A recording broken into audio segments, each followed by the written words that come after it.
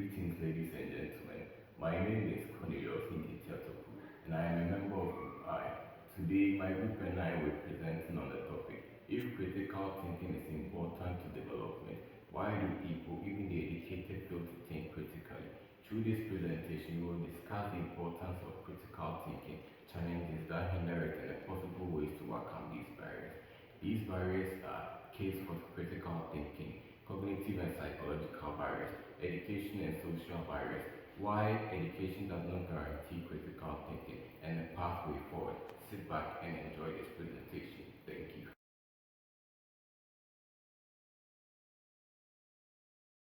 So my name is Priscilla Saria and I'll be talking about the case for critical thinking. So since human beings are affected by the cognitive and cognitive biases such as confirmation bias, where people prefer information that support the existing belief while ignoring opposing evidence.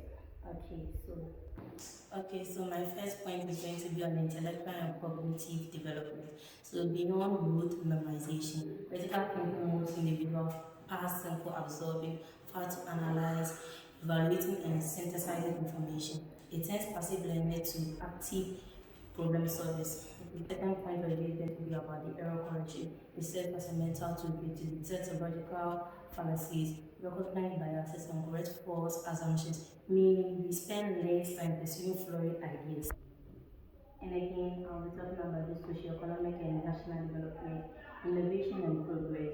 Economic and technological development relies heavily on innovation. Innovation cannot happen without critical thinking, as if it requires questioning the current way of doing things and imagining alternatives. And again, I'll be talking about the policy and governance. Sound societal development requires evidence-based policies. Without critical thinking, leaders and citizens fall prey to populism, superficial solutions, and democracy, which derails national progress. And again, personal and ethical autonomy, resilience to manipulation. In an information-saturated world, critical thinking acts as a shield against misinformation, propaganda, and fraud. So my last point of view is going to be about ethical decision making. It allows individuals to evaluate the moral consequences of their actions rather than blindly following authorities or tradition, leading to more just and empathetic society. So see you to the next point. Thank you.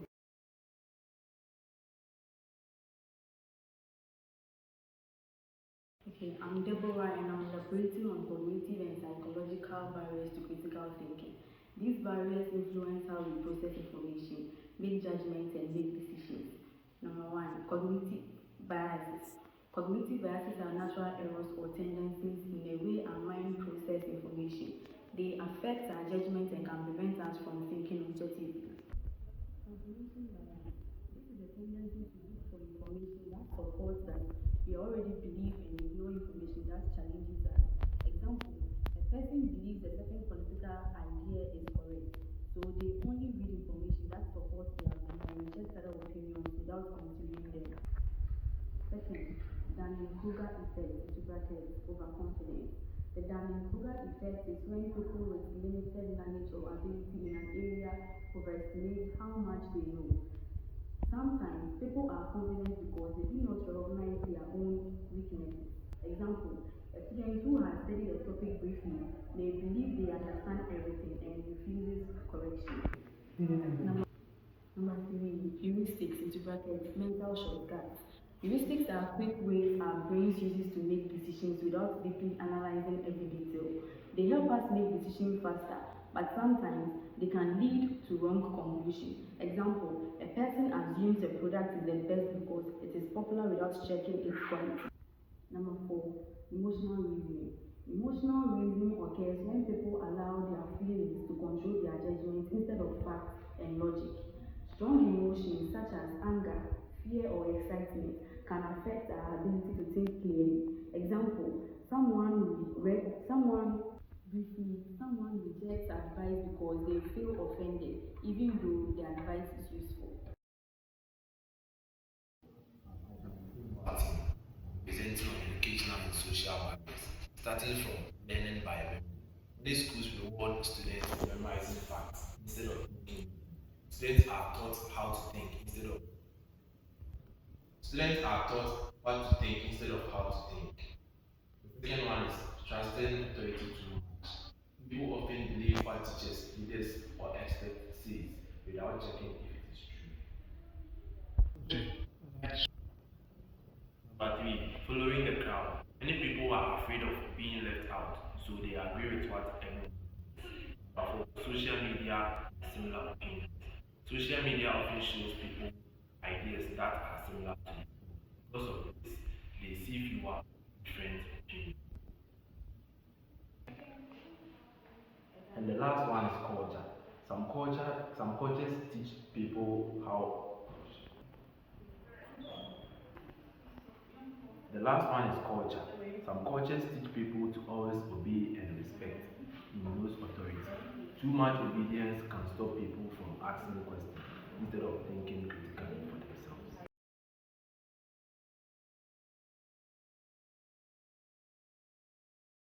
My name is Pimpom Nelson, and I'll be tackling with why education does not guarantee critical thinking. The reason why education does not guarantee critical thinking are: one, the structure of our formal education.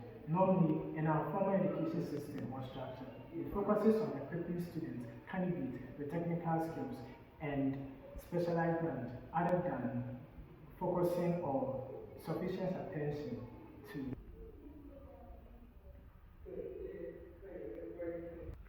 technical skills other than sufficient attention to conceptualizing, analyzing, evaluating evidence, identifying fallacies, or examining assumption. The second one is credentializing demand. The second one is credentializing demand. Mostly in our society or community, credentials are valued all the time rather than intellectual development. Since education qualifications are viewed as a primary pathway to employment or social status, students or candidates focus on obtaining certificates instead of developing an inquisitive mindset, critical thinking skills, and continuous personal development. Due to this, the education process becomes a transactional one other than a transformative one. The third is unwillingness of educated people to admit to uncertainty. In addition, people with educational achievement develop the habit of confidence. They assume that their intelligence protects them from making mistakes because they think they have excelled academically. Harvey Sale argues that education should cultivate reason assessment rather than information transmission. Robert Ennis also emphasized that critical thinking involves both skills and disposition. That is, principles of logic is insufficient. Individuals lack the motivation. Lack motivation or courage to apply them. In a nutshell, education does not guarantee critical thinking because knowledge cannot overcome bias. Since critical thinking is a discipline that must be intentional. Thank you. Hi, my friends. In addition, Daniel Kahneman was a psychologist who studied how people think and make decisions. In one of his books, Thinking and Fast and Slow, he explained how human brain works, and what he says was people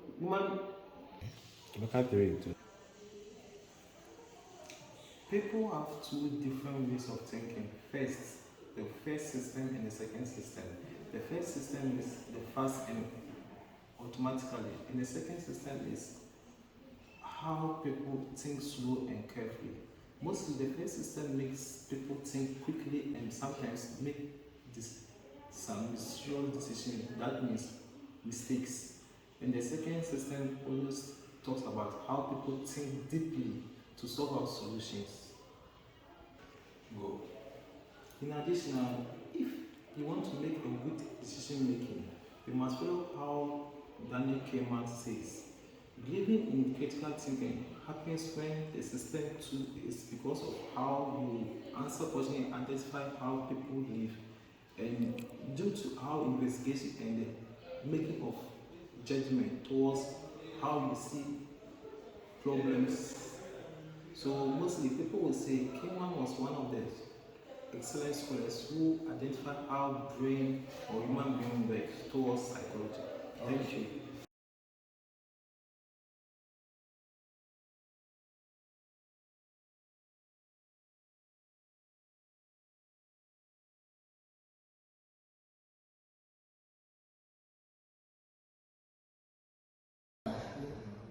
My name is Fosututua Alberta, and I'll be presenting on the Pathway Forward section of our paper on the question, if critical thinking is so critical to the development, why do people, even the educated, find it so difficult to think critically? To address the barriers to critical thinking, several measures can be taken. First, educational system should move beyond rote, learning and encourage students to analyze questions and evaluate information. Second, critical thinking skills should be taught explicitly so that individuals can identify biases and assess evidence effectively. Third, intellectual humility should be promoted, encouraging people to remain open to new ideas and admit when they are wrong. Fourth, media literacy education is essential in helping people distinguish reliable information from misinformation. Finally, society should encourage open dialogue and respectful debate, allowing individuals to engage with diverse perspectives and develop more balanced judgment.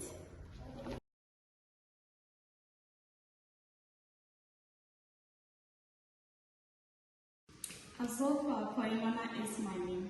In addition, in education, schools should encourage students to understand what they're learning instead of only memorizing notice. Teachers should allow students to ask questions, joining group discussions, working in groups, and also in groups and solving problems. This helps students thinking for themselves and become more confident. In society, parents, leaders, and the media should encourage people to think independently. People should respect different opinions and always checking information before believing and sharing it, especially on media. In conclusion, find school improving the way they teach and social encourage people to think carefully. Everyone can depend on better critical thinking skills. This helps people making good decisions and solving problems in their daily lives. Thank you. See you next section.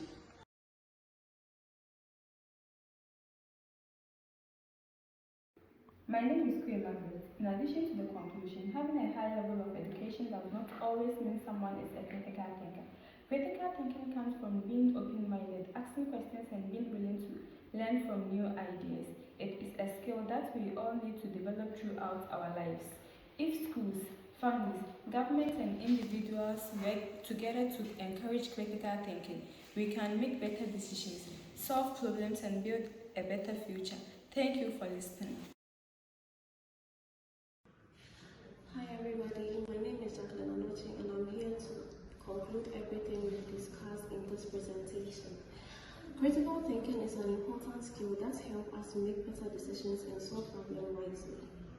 However, many factors such as emotions, bias, social pressure, and some educational practices can prevent people from thinking independently. Therefore, we should always question information, keep an open mind, and base our decision on facts and evidence rather than assumptions.